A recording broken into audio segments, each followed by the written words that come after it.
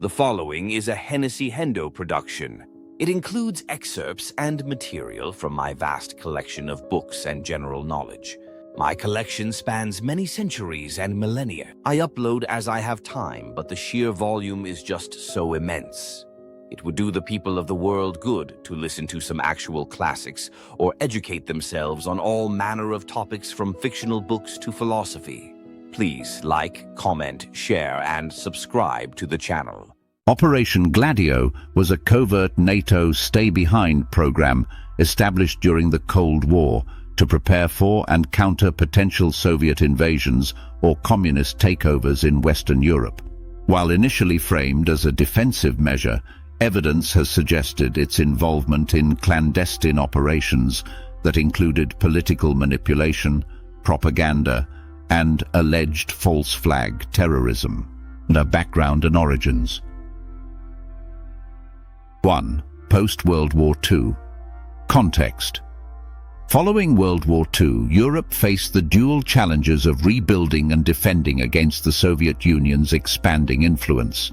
Fearing a potential invasion or subversion by the USSR, NATO and Western intelligence agencies developed a network of secret stay-behind units across Europe.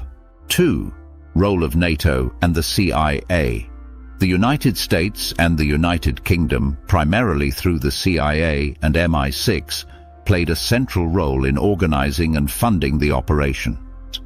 The program was officially established in the late 1940s as part of NATO's broader strategy to counter communist influence. 3. Objectives. To establish clandestine paramilitary networks in NATO-aligned countries.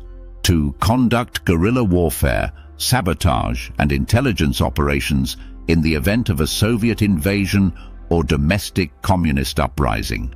2. Operations and activities. 1. Structure.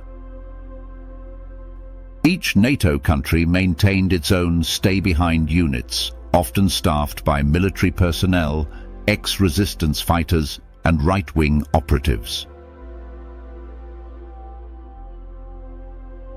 These units were trained in sabotage, guerrilla tactics, and intelligence gathering.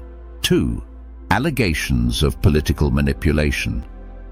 Evidence suggests that Gladio networks were not only prepared for Soviet threats, but also actively involved in countering domestic leftist movements. This included efforts to destabilize left-leaning political parties and unions, often through propaganda and covert funding of right-wing organizations. 3. False flag operations. Strategy of tension. Gladio has been implicated in acts of false flag terrorism designed to create fear and discredit leftist groups. Alleged operations include bombings, assassinations, and other violent acts blamed on communists to justify crackdowns on left-wing dissent. 4. Key incidents. The Piazza Fontana bombing, 1969, in Milan, Italy. Initially blamed on anarchists, later evidence pointed to Gladio involvement. The Bologna train station bombing, 1980. Killed 85 people, alleged links to Gladio and far-right groups were uncovered. Right-wing coups. Gladio operatives were allegedly involved in plots to undermine democratic governments perceived as being too accommodating to the left. 3. Exposure and public outcry. 1. Revelations in Italy. Operation Gladio came to public attention in 1990 when Italian Prime Minister Giulio Andreotti confirmed its existence to Parliament. The admission followed investigations into domestic terrorism and the role of clandestine networks in post-war Europe. 2. Parliamentary inquiries. Several European countries, including Belgium, France, and Germany, launched investigations into their own stay-behind programs. These inquiries revealed the widespread scope of Gladio and its connections to domestic political interference. 3. Denials and controversies. NATO and the CIA have consistently denied direct involvement in or knowledge of Gladio's alleged illegal activities. Despite this, Numerous declassified documents and testimonies suggest a pattern of covert operations extending beyond Gladio's original defensive mandate. 4.